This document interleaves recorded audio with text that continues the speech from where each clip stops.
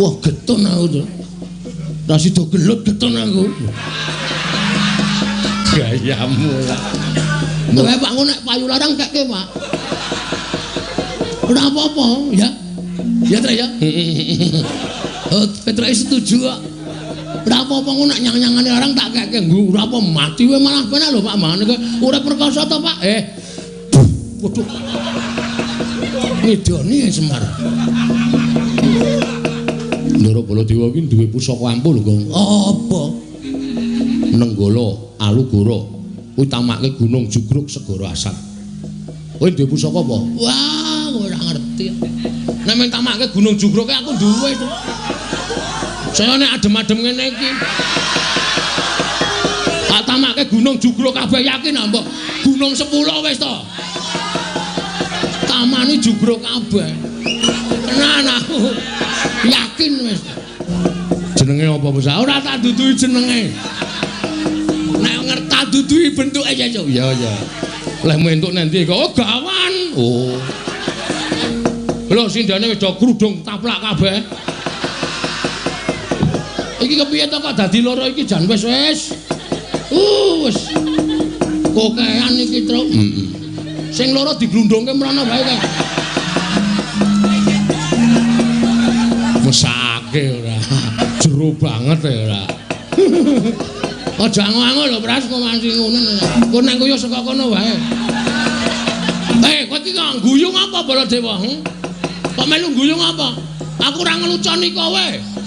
Aku ki nesu kowe kok kowe mesam-mesem. Ora kena aku menglucu karo Petro karo Gareng ya, Tru. Kira-kira kowe kuat nadai Kyai Nenggala, Kyai Kalogoro Barat. Diar kowe. Ayo, kek pusakamu kuwi mutokke, Gong. Isih kendho e.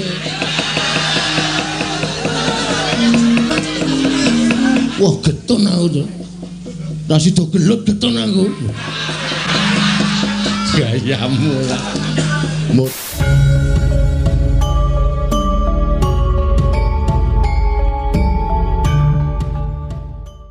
Waduh, Kakang Semar. Mandura geger.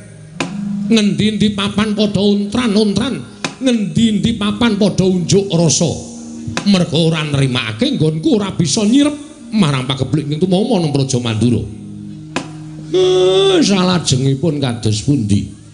Nalika semana wanci ingkang tak tamtokake, aku nglakoni prihatin kanthi srana sari narite sesemek ron raja mula bebantal bata sarimbak. Nalika semana ana wangsiting dewa ingkang paring sasmita lawan Baladewa supaya aku sowan marang Karang Kedempel nyuwun biyantu ning Kakang Semar. Lah namung sak kula kok. Terus kula kenapa cobi kula badhe nyuwun priksa. Kula kadhawan menapa? Ya mung aku yen bakal bloko karo Kakang Semar iki mau, rasaku ora kepenak. Rasaku ora tekan. Ning yen to ngelingi kahanan negaraku, paripaksa aku kudu kuat lan tekan matur marang kersaning Kakang Nayantaka. Nggih, mboten napa-napa, mboten napa-napa. Mang paring pangandikan. Nek pancen Semar kudu dadi srana waluyaning Praja Mandura nggene ketaman Pegebluk, kula mboten napa-napa, mang dawuh napa kula nderek. Sampun malih to kadhawuhan minggah gunung. Nadyan kula kadhawuhan jegur segara, kula purun waton dados waluyanipun negara ing Mandura. Kula kadhawuhan beto barang ing awrat kula sagah nglampahi, kula kadhawuhan mlampahi ing tebih kula mboten badhe selak. Waton dika Ndara Baladewa paring dawuh. Ning yen aku matur apa Kakang Semar ora kogel penggali luwe-luwe.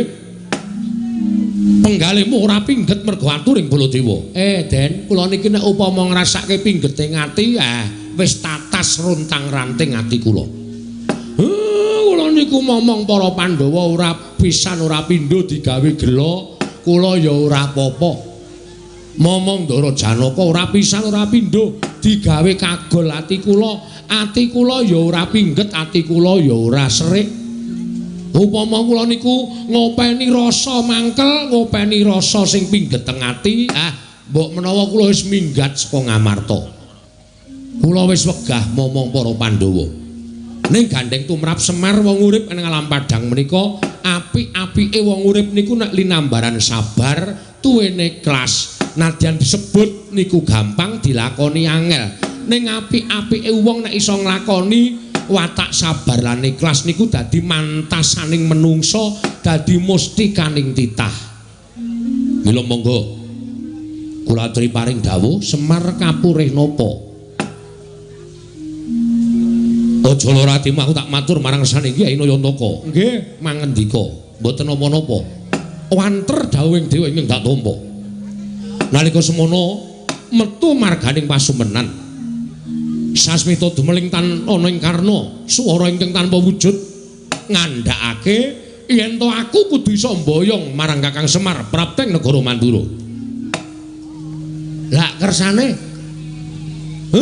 nek mung diboyong wae kula purun mawon terus sakniki kula memperjelaske mawon kersane napa napa Semar teng mriku ajeng ken ndongani napa Semar teng mriku ajeng ken ngabulke napa niku rak cethane dadi kula nggawa uba rampis saka omah menyan dupa lan sak piturute supaya mengke teng mriku mboten pripun-pripun mboten golek-golek lan sak piturute Kakang Semar kula wah rasaku kok ora mentala ampun ngoten lho sampeyan nek mboten mentala ngiklaske patine kawula pirang-pirang saben dina mati nyawa kawula Mandura ming perkara sampeyan mboten mentala sampeyan ngiklaske patine kawula sampeyan saya ala saya elek kanalindran sampeyan saya mboten prayoga cacating para kawula teng sampeyan le dadi nalindra Kakang Semar aku mboyong Semar Badranaya marang negara Mandura dawuhing dewa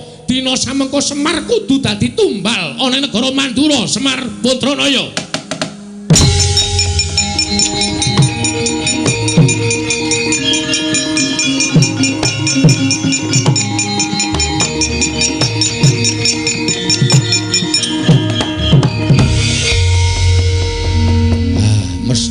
mesti lho kowe arep ngopo Bagong kowe arep ngopo sik Pak meneng wae ora usah omong kowe kene ra sing nanggapi aku ora gayeng iki Pak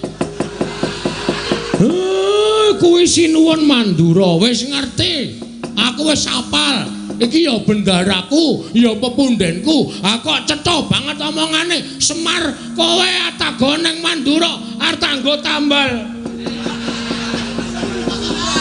gosok kupinge apa Gong tambal tumbal tumbal apa tambal tumbal apa tambul tumbal saya nesu aku penyakit gugu karepe dhewe nek ora digenahke Petra iki mau aku basa apik-apik karo sampean ning bareng digenahi karo Panakawan sing jenenge Petra kakangku nek Semar arep digawe ning negara Mandura nggo tumbal wae lah kewanen kowe ling ngucap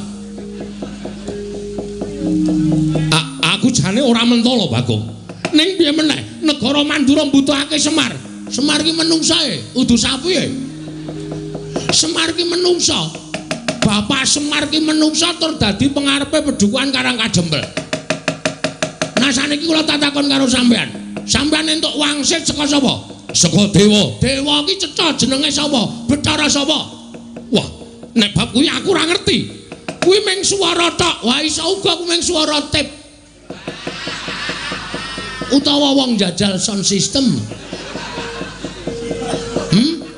aja kepenak kowe watoni wara kowe tapa merem to merem kowe le tapa ora ndelokke sapa-sapa to ora lah kuwi kowe le tapa nang ndi ning Sanggar Pamelengan iki kiwa tengene ning omah ora ana lah aku mesti wong nyetel sound system udu swara dewa lah kok dadi kowe ngawur arep boyong karo Semar Gagabranganamaya Badranaya Nayantaka Bojogati Duda Manangunung kowe duda Pak ora kok jenenge Duda Manangunung wis rasa cerewet kok ngono ndak takokke ora goleki rondo Pak moh kok Duda Manangunung goleki rondo engko nggoro aku wis Bales hah?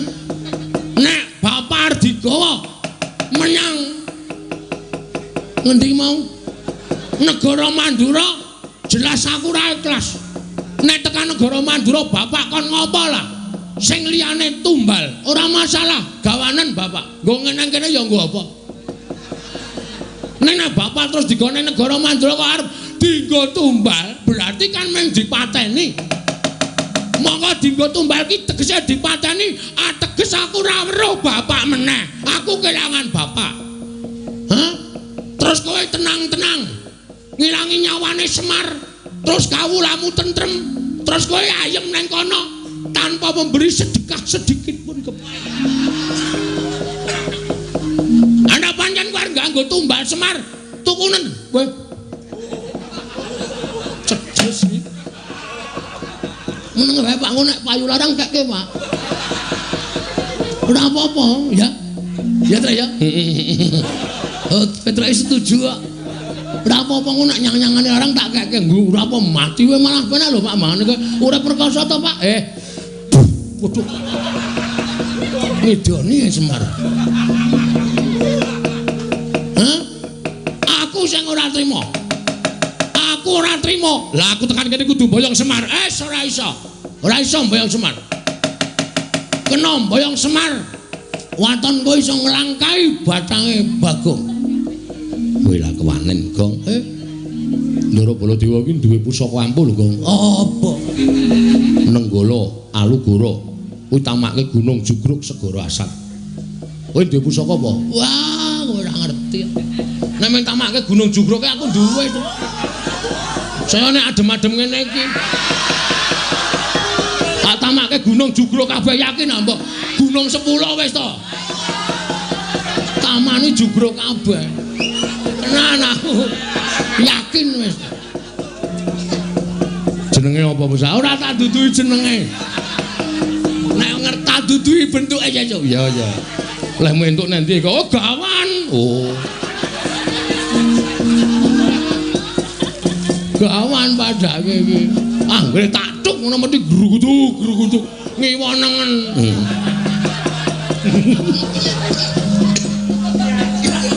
Syukur menggok ra kowe. Nan kowe ora baen-baen.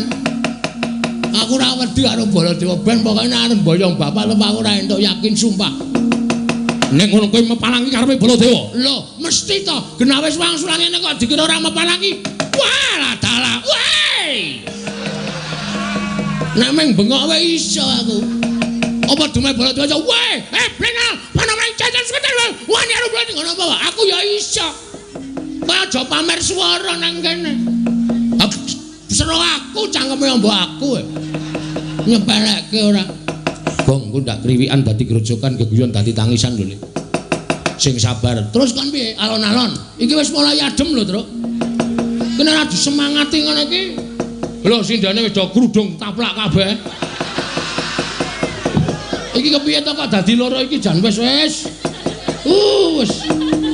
Kokean iki, Truk. Sing loro diglundungke mrono wae kae. Mesake ora. Jero banget ya ora. Aja ango-ango lho, Pras, kok manci ngono ora. Kok nang koyo saka kono wae.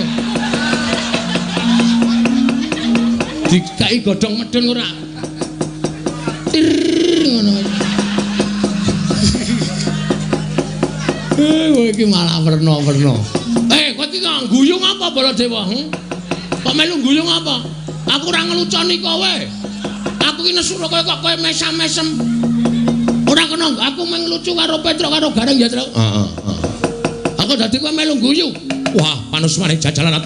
Butuhe bapakmu tak boyong itu apa ora? Nek ora entuk tak boyong aja nglakon dosa apa kira-kira kowe kuat nadai Kiai Nenggala, Kiai Kalogoro Barat. Diar kowe. Ayo, kek pusakamu kuwi mutokke, Gong. Isih kendho e.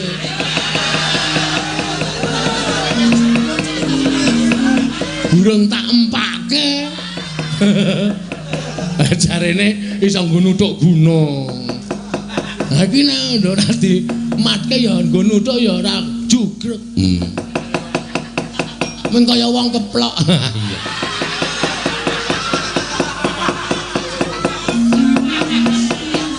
Ayo Kaki, nek pancen kewan karo Baladewa. Kaki, tantangana Baladewa. Kowe mepalangi aku ngene mbayang Semar Badrana aja nglakon dosa Bagong. Nang endi papan neter Katidayan? Diteter Baladewa apa Bagong sing tekaning pati? Gong. Ngopo kok mundur? Teratapan ya aku. Ah terus? Oke. Isin ditonton karo Petro karo Gareng. Iwas bengok-bengok kok ora wani.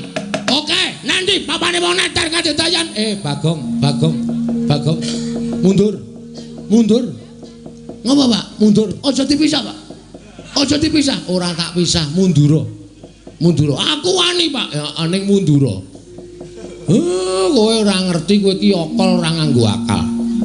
Bapakmu iki deloken temandang ora usah bengok-bengok ning merantasi. Bapak arep gelem diboyong? Ora, ning kowe minggat to. Kandhani ngeyel ora. Wah, getun aku to. Ra sida gelut getun aku. Gayamu.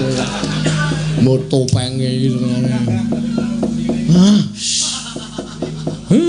Nuwun sewu. Nek sampeyan ajeng boyong kali Semar ngawi, nggo. Kula mang boyong.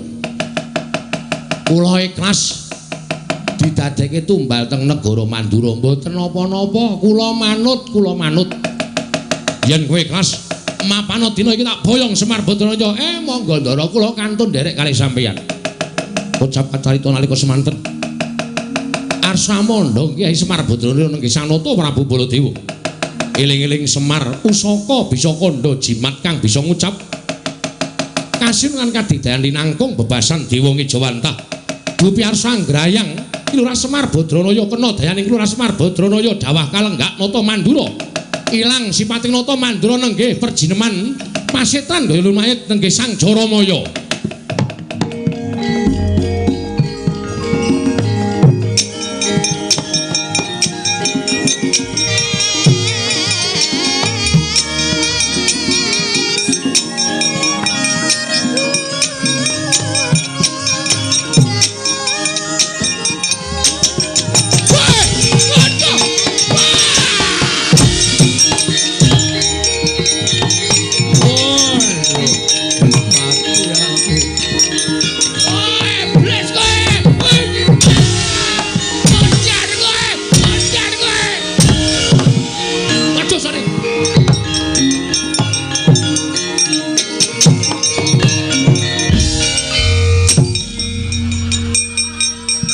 Ya ngawur to Gong saking mempeng kowe. Cengele Semar kaya rai buta. Wah gejlek sak kayang-kayange. Ngawur ora. Aduh Kyai Semar kula nyuwun. Kula nyuwun gesang. Oh sapa Pak? Jaramaya. Wah Jaramaya ora. Anak buah sapa iki? Anak buah Betari Durga. Iki kawulane Durga. Wah sekan ratatanan ke. Mangkelake ora. Aduh.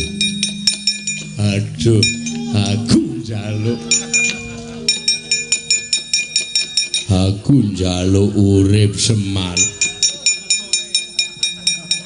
Aku njaluk urip aduh. Kowe iki ngopo? Kowe iki ngopo ora tak kapak-kapake? Aduh mati aku. Aduh Semar. Iya tak nehi urip Jaramaya, tak nehi urip. Aduh. Bagong kowe tak tuthuk ndasmu lho. Iki wis ora iso apa-apa iki ora sato kapak-kapake. Iki pancen tumbak cucukan iki. Aku kira ngapa-ngapa ya, Mer. Ki meng tengok nang kene kok. Waduh.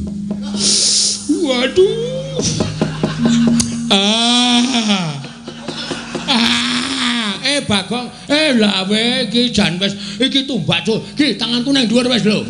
Ora ngapa-ngapa. Aduh.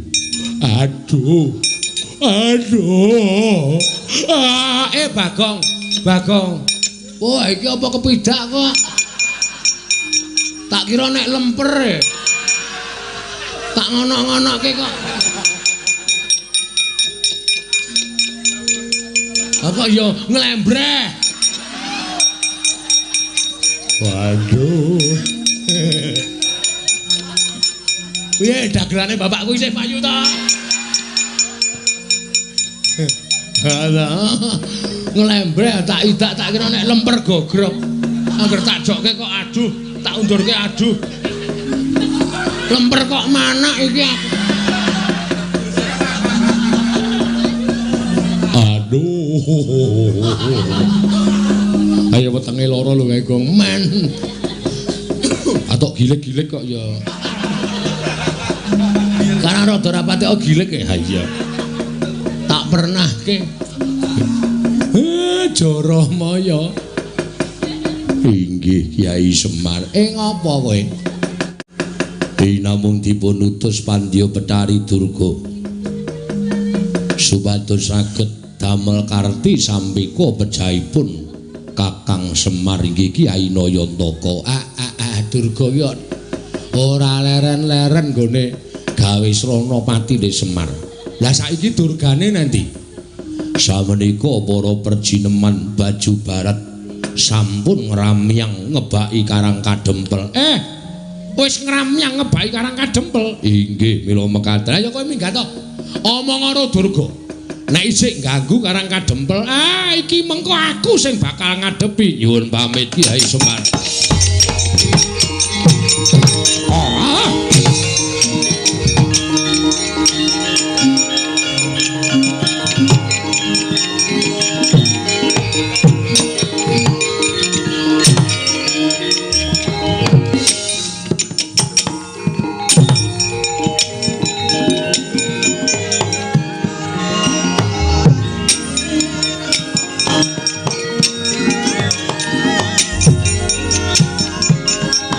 Apa kek? Jebul leres ngendikanipun para sepuh sami nyebataken wong sing arep duwe gegayuhan kuwi cobane mesti enggal teka. Jebul niki wau Sinuwun Mandura ketoke blegere nata Mandura bareng kula sebda lah kok wujud Jaramaya. Matur nek Durga kali sak wadyabalane pun ngramyang teng Karang Kadempel. Kuwi lah dal. Lah terus sampean pun sago bantu kula to. Mula perkara wadyabalaning Betari Durga niki kula pasrahke sampeyan kalih anak-anak kula. Kula tak ngrantam sarta kula tak mikir napa sing kula butuhke. Mengke supaya anak-anak kula sing golek. Oh ngono kek. Nggih.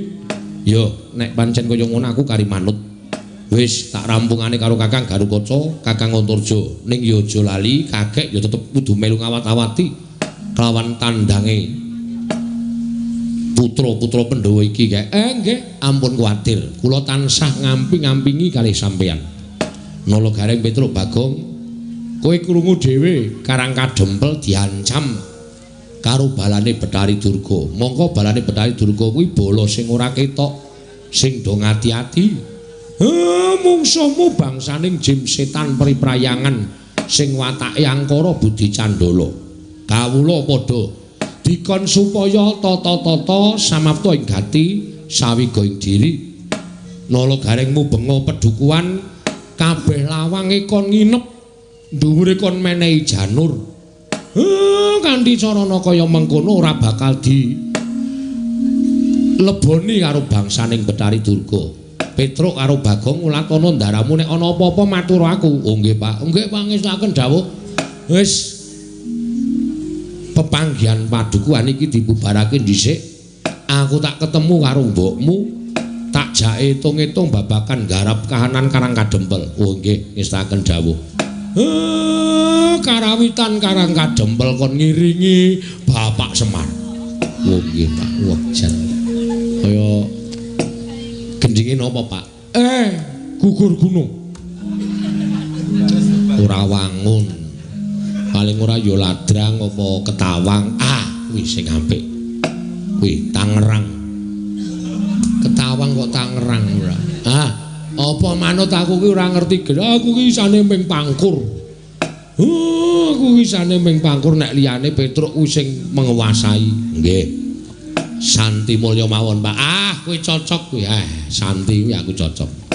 Santi Mulya. Wis. Wis kono gek dunekke grombyang-grombyang. Aku ge tak mlebu, ndara-ndara kula pasrahke nggih, Den. Ya, kek nyuwun pangestu. Kyai Semar nyuwun pangestu. Kyai Semar nyuwun pangestu. Nggih ngatos-atos. Mugi-mugi lebda ing karya ndara. Purna gati ning pananggilan. Gelora Semarasa mlebet madyaning pendhapi padukuhan katuron saking Mandrawa. Sadaya para kawula padukuhan tansah ngrepekaken kidung suci Santi Mulya.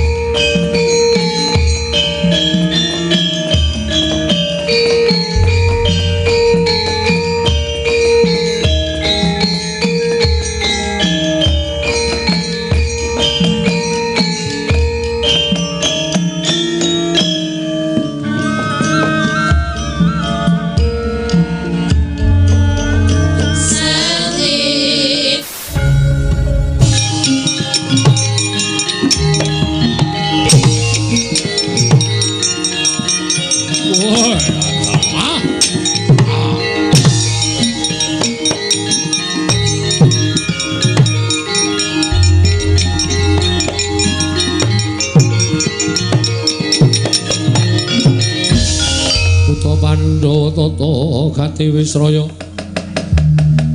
Indriyaksa Sara Maruta Pawana Pana Margana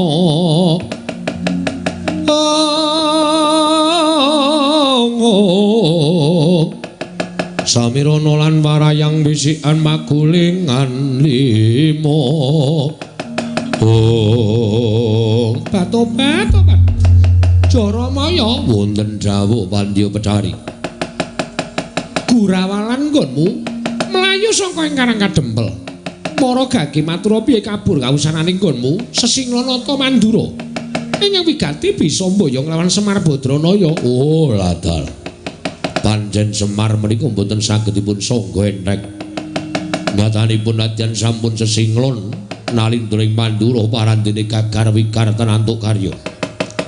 Kula kadenangan dening Kyai Semar nalika kula badhe ngrangsang boyong dhateng Kyai Nayantaka. Kedadak wonten hawa panas ingkang tumama wonten rangganipun ingkang putra pun Jaramaya. Wekasan babar sejatining wujud kados Jaramaya kados ingkang putra menika. Tumuli kadenangan dening Kyai Semar Badranaya. Batobat. Yen ngono wis pon Semar ngerti ento para baju barat wis mapan ana ing Karang Kadempel. Sampun. Jernyatanipun kula sampun waloka kalian Kyai Semar bilih Kanjeng Pandya Betari Durga sampun beto wadyabala ngramyang wonten ing Karang Kadempel. Tobat. Yen to pancen kaya mengkono ibarate kaya dene wong nyabrang kali. Wis tekan tengah Jaramaya, maju ya klebus, mundur ya klebus kepareng paduka. Aku ngebal ketapake para wadyabala berkasaan dandang mangore supaya ngampiak marang Karang Kadempel. Ora ngomongake para jim setan pripayangan nang kabeh para sukma sangsaran bakal tak kepiyakake supaya giri godho kabeh wong Karang Kadempel menika langkung merayogi. Kowe ngetakno wadyabala menungso saka ing dandang mangore supaya ngejak perang Karang Kadempel. Lho niki ngestahaken dawuh paduka Pandya Betari.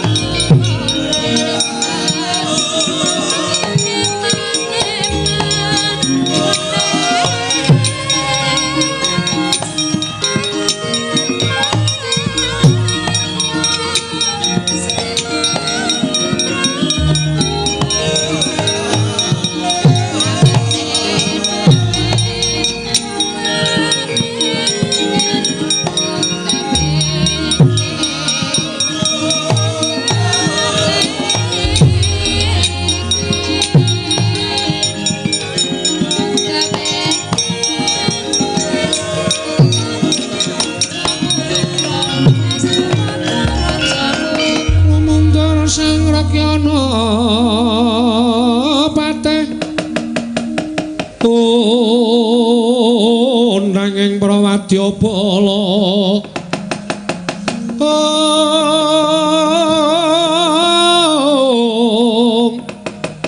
kok sur tambur myang suling pepandhen dalutak Bima Bandara kakandha warna-warna pindha Jaladhyana Sri Kawuryan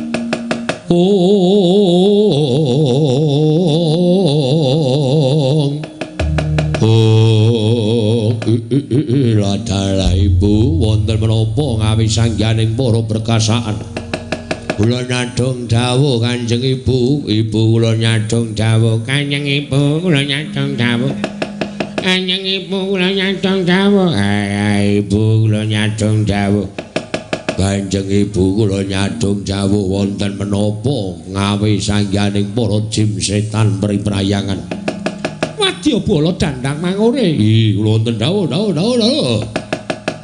ora sandadak wedi kang lan dina samengko gandeng wis katenangan Jaramaya ngrenak utus payambayang marang Semar Badranaya nanging tinemune nadyan Sesinglanata Mandura ewa dene mesa kadenangan dening Semar mula kalah cacak menang cacak ibarate wong mlaku nyabrang kali wis tekan tengah bali ya klebus maju ya bakal klebus iki kowe padha mapana ning Karang Kadempel susupana jiwaning wong Karang Kadempel supaya aja manut marang Semar Badranaya yen perlu walien paningalik wong apik gawe nenala wong sing wis ala jlumprungna nang juranging kasangsaran lha inggih ngestaken dawuh la ingaten para wadya kula dipun marangaken bidal mangkata dina iki ora sawedi kang leren apa-apa kowe matur Kanjeng Ibu ya inggih ngestaken kanca mangkat kanca budal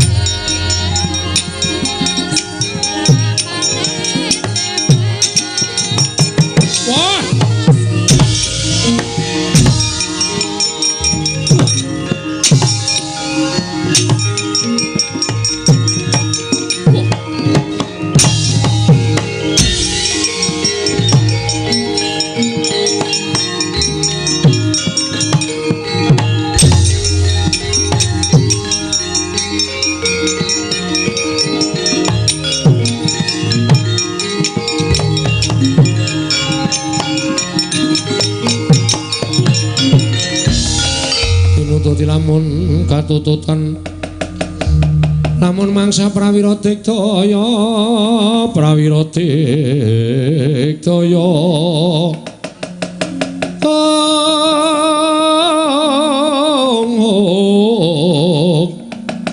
Runanggono magawe gelari rawang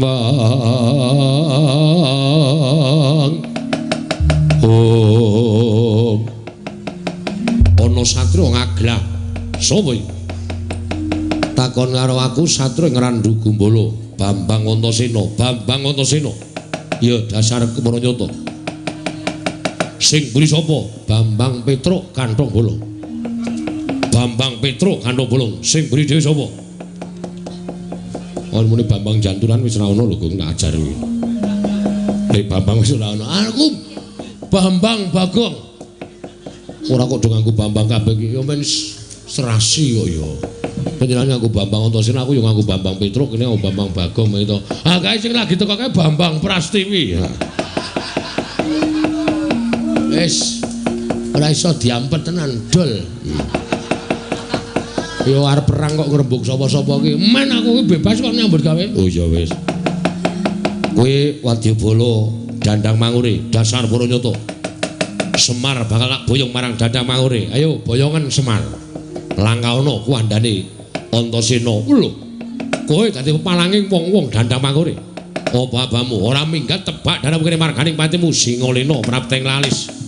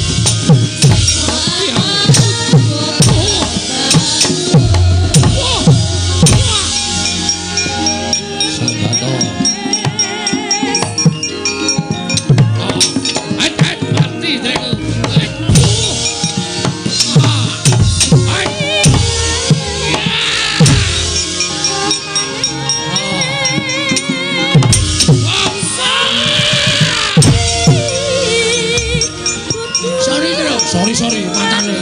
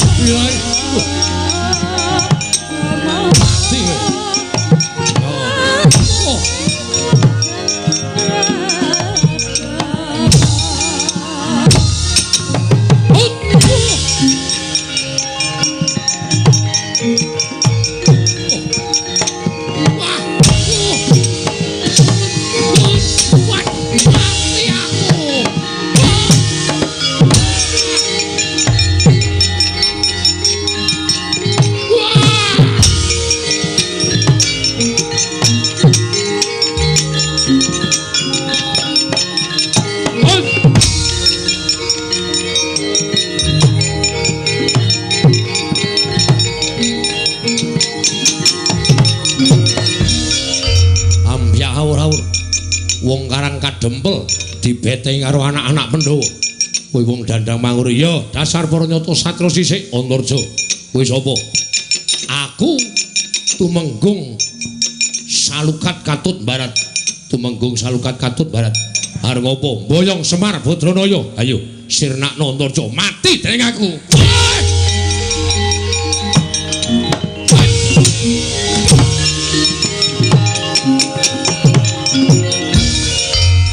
Cerdas perang rasa dadak kokean polah tak canda tak gomblesek ning jero bumi modar mesti wonge ngene iki lho wong tapi ngene iki ora kaya adine dadak meseng-selke awak iya betul nggih mriko maju melih lho kok malah dawuh aku lho pasrah karo sampean Adiku Garutkaca durung manggang karya. Wah, iman malah ngaso ning antariksa kene. Nek ra tak celuk tuman wae. Kakangne ro adine wis nyambut gawe, sampeyan teng pundi?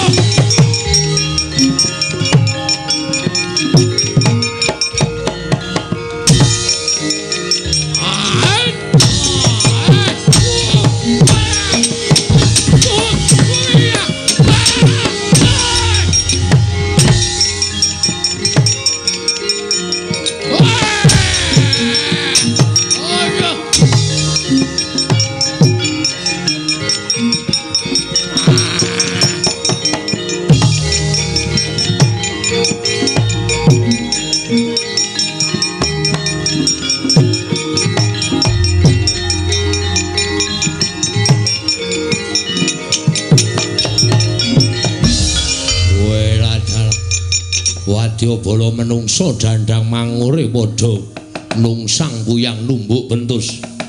Oh, lah kok padha kalah piye kae? Padha kalah piye kae? Oh, lah kok padha kalah piye kae? Para perjinoman jim setan priprayangan. Aja nganggo cara sing agal. Nganggo cara sing alus. Jiwane wong-wong kae disusupi men padha gelut dhewe-dhewe kanthi cara mengkono Karang Kadempel bakal geger. Oh iya, ayo Kang tak derekake. Ayo Kang tak derekake. Ayo alon-alon.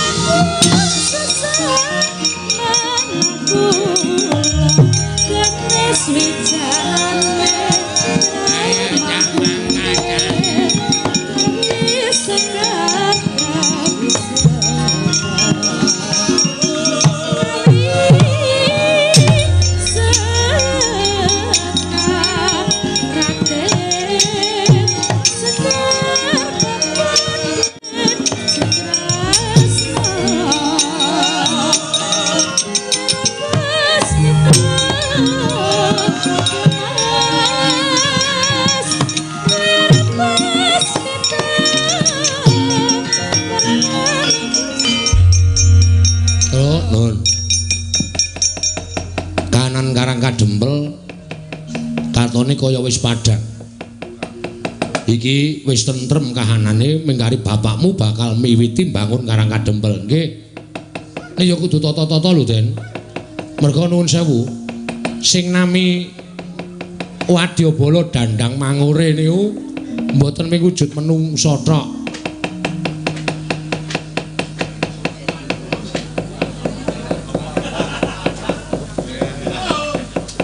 Sing jeneng Wadyabala dandang mangure niku mboten wujud menungsa tok. Ana demit, ana ula, ana kewan. Niku nek mboten prayitna ngati-ati ngrekoso sampean. Mula kudu sing prayitna ngati-ati. Yo. Bener kandhane Petruk Dimas. Yo, mula Kang saka kuwi aja nganggo netra lair tok, Kang, ning netra batin. Mergo aku ngerti Petruk bener apa omongane nek Wadyabala dandang mangure iki dumadi saka pirang-pirang perjineman yono, jim yono, berkasaan yono, setan yono. Mula kudu sing prayitna ngati-ati lho Kang. Tan samar pamoring sukma sunukmaya winah ya ing asepi sumimpen telenging kalbu.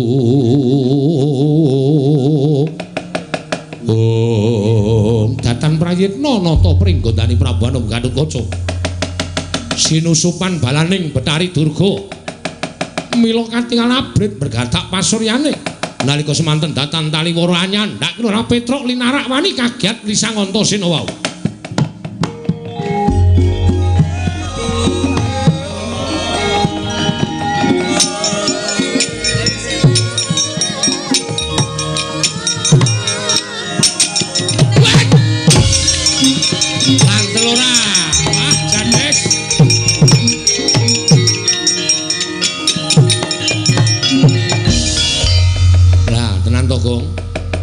Aku ra wis omong to, Wadyabala Dandang Mangure iki ora mung agal ning alus ya ana.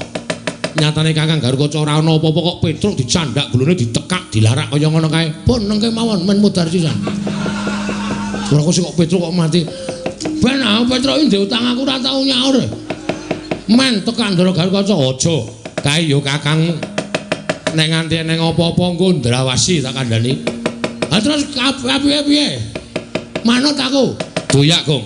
Doyak supaya Petruk aja nganti mengko dipateni karo Kakang Garukaca. Nek nganti dipateni ngrekoso perkarane dadi liya mengko mati dening aku wae.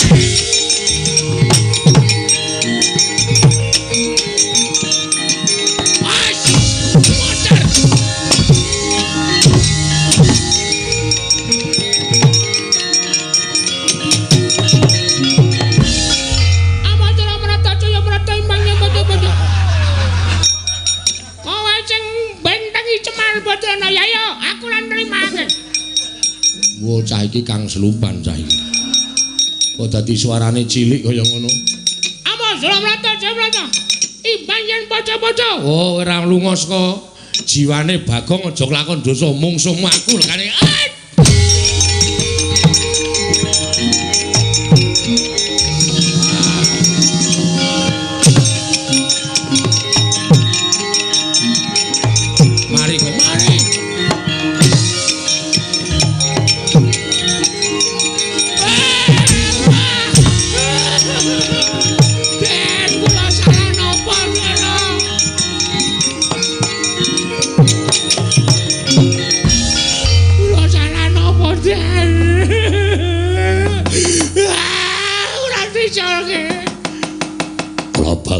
Gawe macak pancat pundakmu jebol siramu. Aduh. Gong. Reng. Modar aku ora. Dadi colke. Ampun kaya ngeten iki, Ndara. Sampeyan kenging napa, Go? Sampeyan kenging napa? Mit, Kang.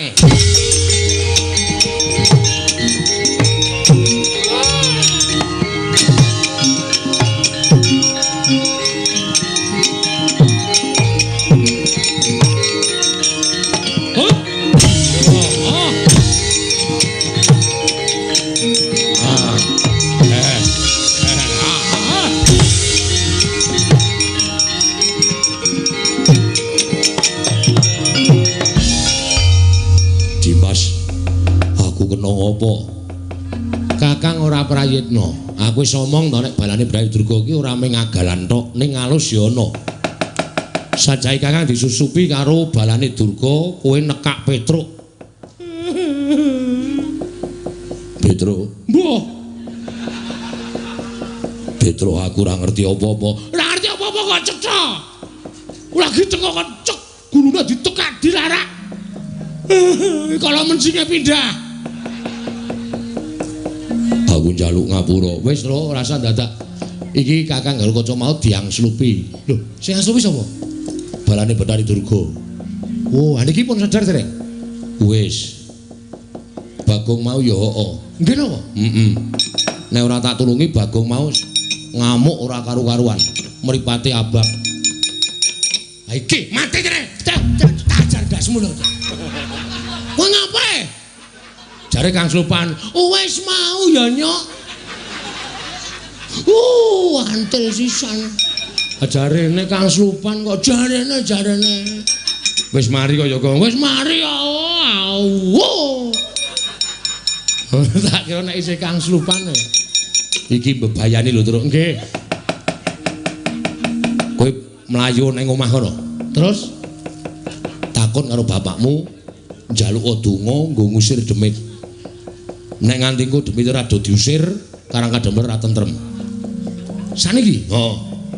Nek ana demit mengko diusir nganggo japa mantrane bapakmu. Ya, Gong, ya. Ya.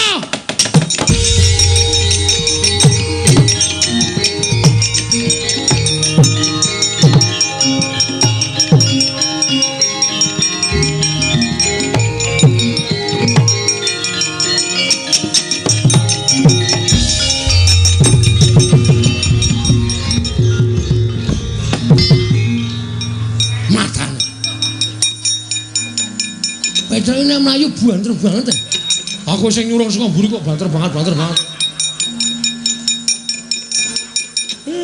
Ana wong tuwa tenguk lincak nganti gegeblak. Nyun ngapura, Pak. Piye Petruk? Ndara Antasena bisa nyingkirke Wadyabala Dandang Mangure sing wujud menungso. Sing waune kathah sanget musuh Antasena diajar kabeh. Wah, bubar mawut. Terus ning niki sing tekan Karang Kadempel ora ming wadya menungso, Pak. Ning Wadyabala jim setan priprayangan. Ndara Garukaca ya Kang Slupan, Bagong ya Kang Slupan. Niki kula diutus kalih Ndara Antasena ken sowan Bapak. Heeh. Ken nyuwun donga ngusir demit, ngusir setan supaya kahanane tentrem. Aku ki nek ngusir demit ming tembunge Teguh Yuwana slamet saka kersaning Gusti. Wis kuwi. Anggere ana jim setan, kowe ndodhok ning ngarepe terus kowe muni Teguh Yuwana slamet saka kersaning Gusti. Wis. Ana mangkat. Teguh Yuwana slamet saka kersaning Gusti. Ya Gong yo. Ya, sik aku ngapalke sik. Ya. Teguh Yuwana slamet saka kersaning Gusti.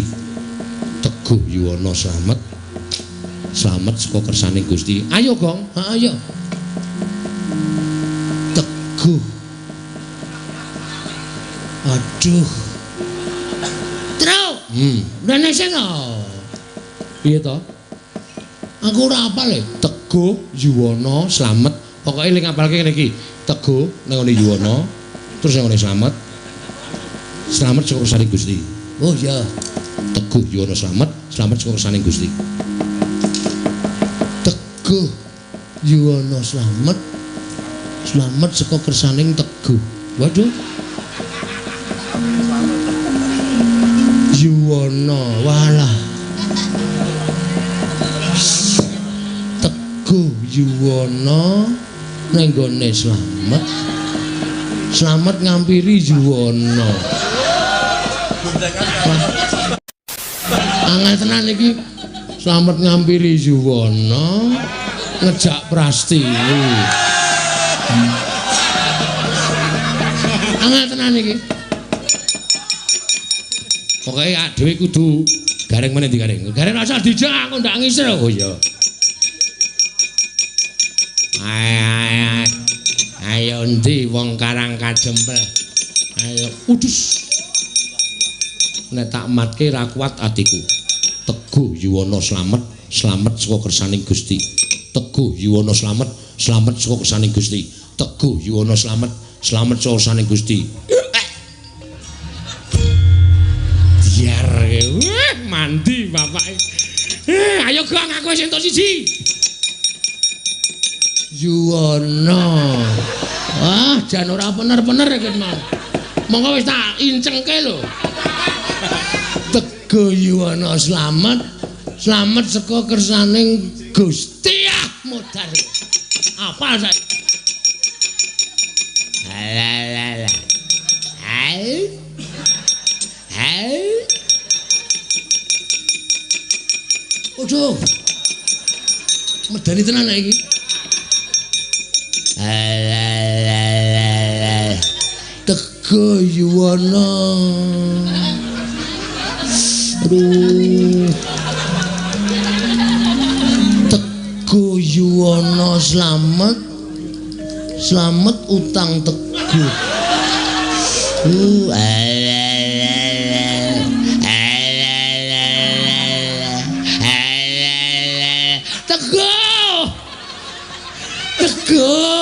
Yuwana selamat saka kersaning Gusti.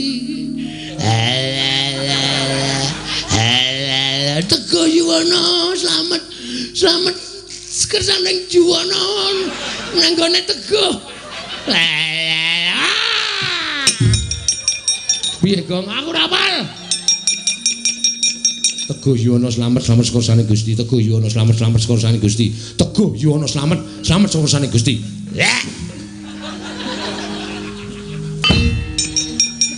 Oh, aku wis sukses kok. Udus. Teguh Yuwana selamat ya aku. Oh, kaya demit e bokongmu.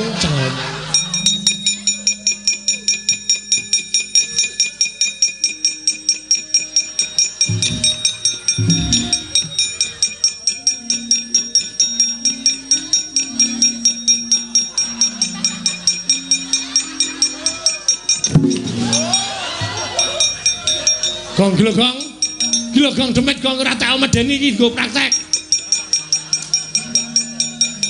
Teguh Yuwana selamat saka kersaning Gusti. Weh. Pinokio.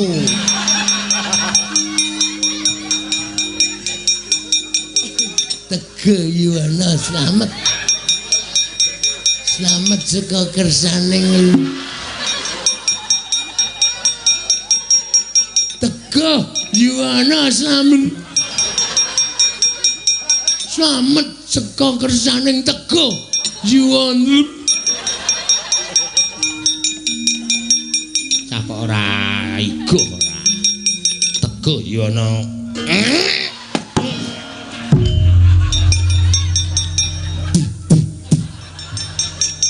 Dian. Tak cokot ta, Reng? Heeh. Ketegelen. Cokot diase ora. Pancat pundake jebol mulune.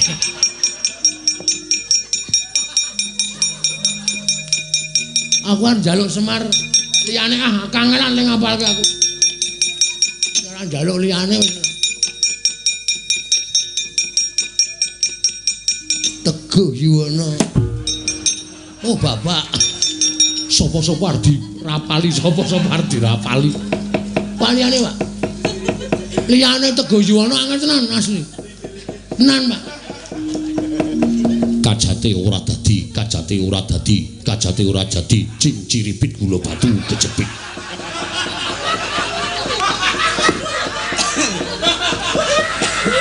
Kajate ora dadi,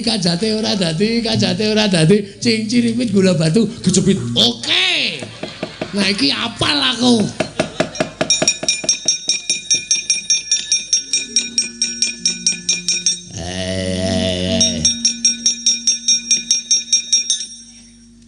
Kajate ora dadi, cincir silit. Gula batu kejepit. Kajate ora dadi, cincir silit. Gula batu kejepit. Kajate ora dadi. Dak. Ora apa-apa ya. Ini. Kowe mau njaluk bapak piye? Dinake kajate ora dadi, aku krungu kok. Kajate ora dadi, cinciripit. Ha iya. Piye balenono. Kajate ora dadi, cincir silit. Cinciripit. Cincir silit. Lambe iki nek lambe elek kok nek ngandian lambe elek. Salah. Cinciripit. Oh. Aku muni cincir silit ya. Kajate ora dadi. Cinciripit gula batu kejepit. Wah, ampuh iki, Truk. Iki matine nganggo kajak-kajake. Ha iya, bapak nek ngekek iki mesti ampuh kok yo. Nah yo. Kono minggat ana.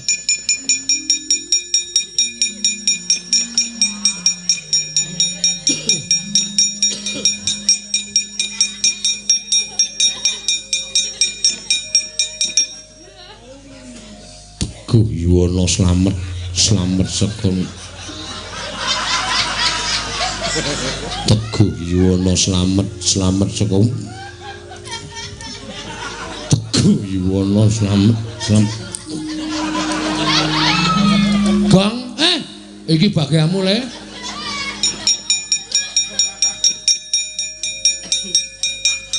Udus Pawangula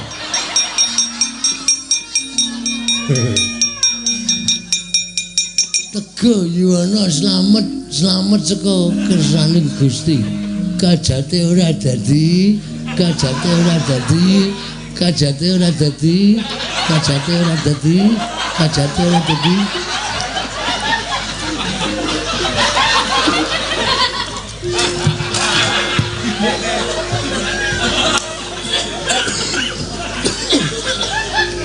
piye Gong?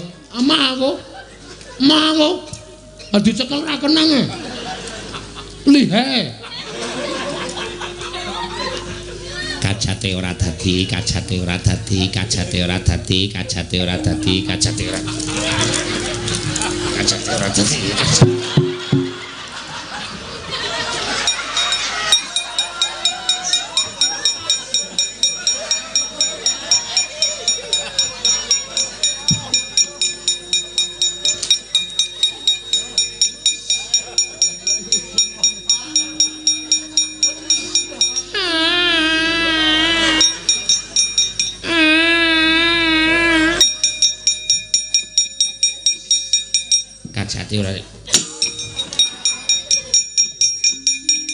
Petro rene ndongane iki tak ajar.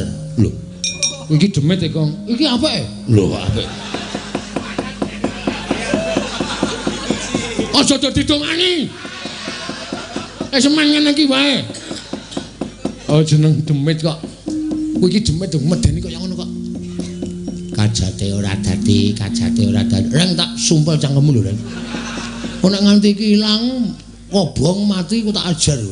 Biar tok apake? Arep tak ngu. Warding ora.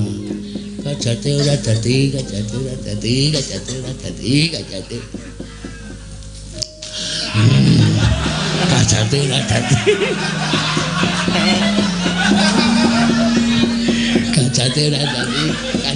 dadi. Kowe ngapae kalau menjinge munggah medeni? Ngelak aku haus. Haus yo ngapa ora? Kajate ora dadi.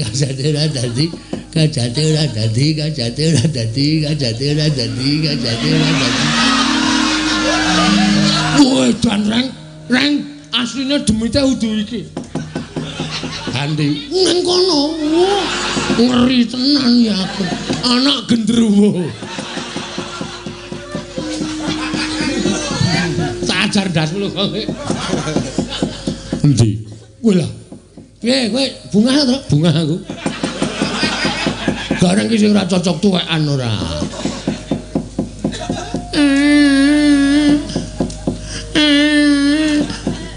Gong. Saki ya, Gong.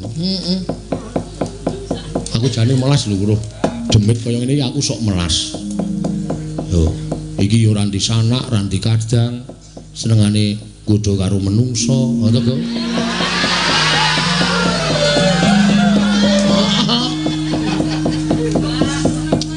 Apa ya kowe mentolo? Iki ijen tanpa ruang lho, Gong. Ora duwe dulur. Ora duwe anak. Kowe madhep rono kok iso pas, Tru. Mesake kok ya. Mbok ya wis saiki rasane di ngapura ngono lho. Supaya awake dhewe iki urip iki berdampingan. Heeh, pancen iya. Ha iki memelas e. Bagong iki nekat ora. Gregeten aku. Rasane kaya kepiye ngono. Kajate ora dadi. Kajate. Kajate ora dadi.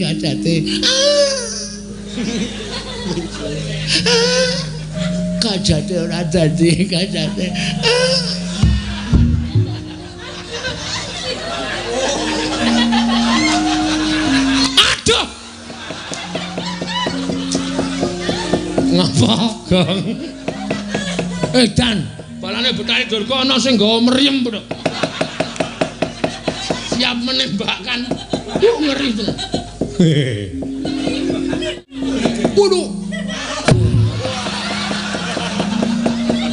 Ayo ora krasa tetep empuk.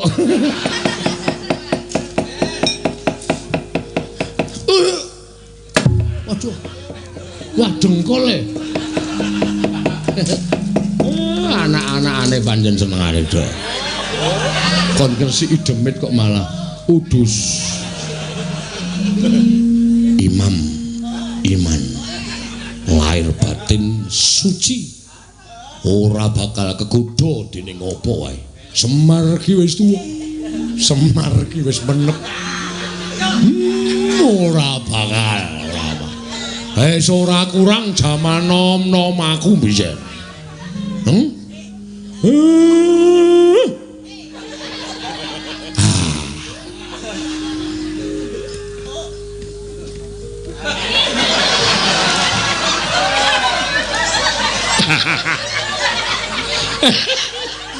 Nek ora wong tuwa tak keplak ndase.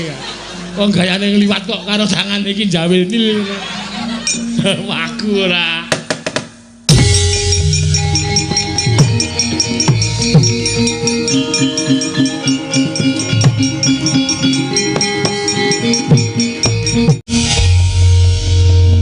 Durga, kula wonten dawuh Kyai.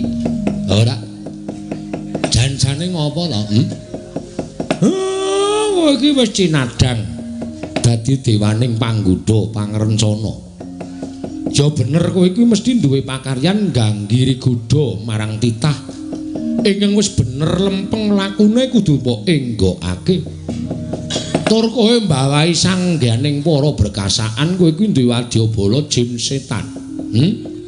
Nek golek pangan ya golek pangan sing pernah, aja kok ganggu gawe karo katentremane menungso sing padha urip ning Janaloka. Elinga yen to saperangan wadyabalamu kuwi uripe pancen sih sinian antaraning menungso lan bangsaning jin.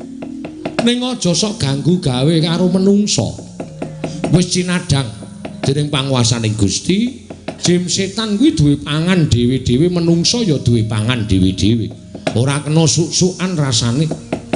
Aja nganti kowe ora arik marang kamardikaning menungso.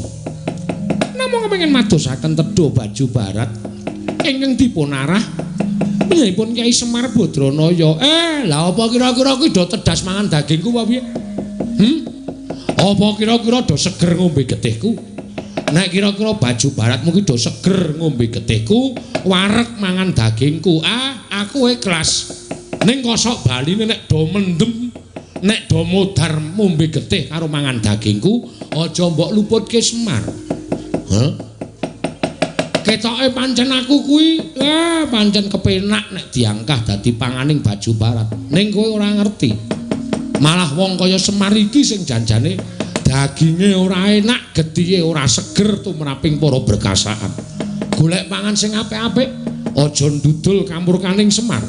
Nek nganti aku engko muring aku nesu tak kumbala geni dadi apa kowe sak wadyabalamu. Nyuwun pamit Kyai Semar, nyuwun pamit.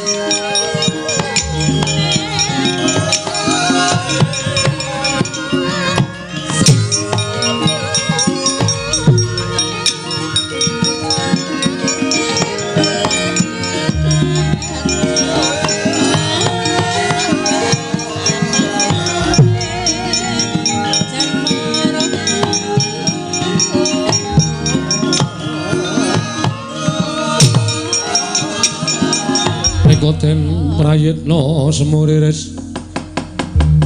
semuriris eka balik titiyani kandayane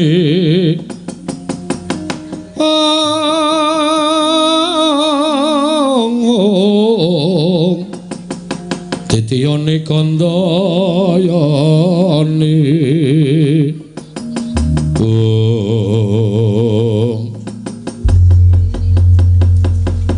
Antasena kula ngaturke panuwun nggih Den.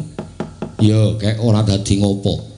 Pancen wis dadi kewajibanku lan para putra kabeh kudu gawe tentrem karang kadempel. Nggih, matur sembah nuwun.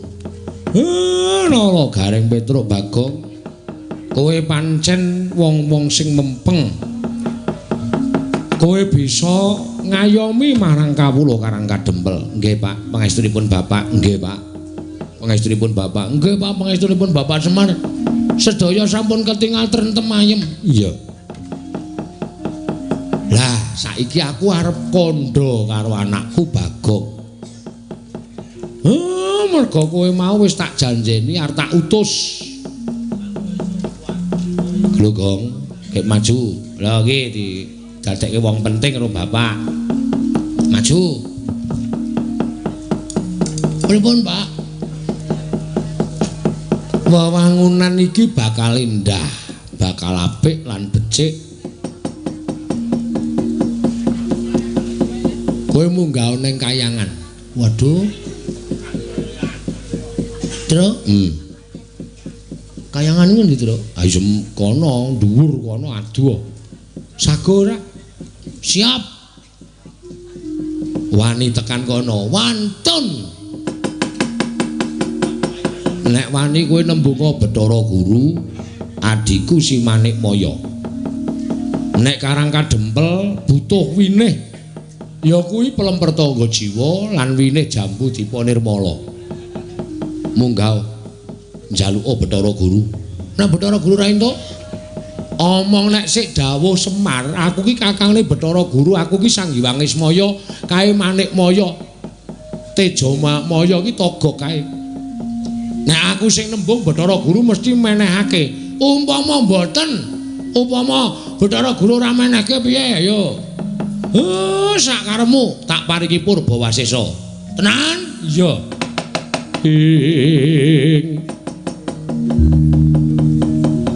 Bagong yen Malgang Legong ngelingono putrane sang Bojogati.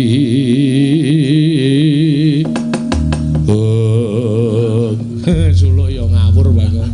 Ora ana sulukan Bagong kok tak gawe ana. Engko ming mangelingono. Ayo pokoke anggere mangelingono ra wis beres ya iya. Pun ngoten Pak, kula nyuwun pamit tambang semetu. Pangestu. Ya sing ati-ati. Truk, aku arep gleleng, Truk. Ya. Munggah kayangan aku. Ngerti dalane apa? Udah. Aku wani dono. Sing jeneng munggah kayangan ki munggah Gunung Himawat utawa Gunung Himalaya. Kuwi gunung dhuwur banget. Nganti pucuke ora ketok, pucuke tembus langit. Kono kuwi mapane kayangan. Kuwi nek kepleset sithik ngono, wah glundung modar. Kok ada to, Pak? Pancen kudu ngono, mengkari sago ora. Kowe tak duta neng kayangan. Sah iki lakone. Wis diduta dening Bapak Semar. Tak anteni balimu nggawa winih Jambu Dipa Nirmala karo winih Pelem Pertangga Jiwa. Alah mung diganti winih. Biasane kembang to, Pak. Ora sok badar iki kaya ngono kuwi. Kok ndak do ngerti. Oh nggih ngestaken dawuh. Nyuwun pamit Pak Bidal dinten menika. Wis ya Reng. Engko gara-gara ora nganggo aku sik. Waduh. Anjuk piye tenan ora ana sing nyebar pil KB ditata lipitik. Ya Truk aku tak mangkat sik ya Truk. Hati-hati ya Gong. Heeh. Ndara Antasena kula nyuwun pamit nggih. Ya sing hati-hati Gong. Pokoke anggrono gunung tulisane Gunung Himalaya kuwi munggah aku tekan kayangan. Siap.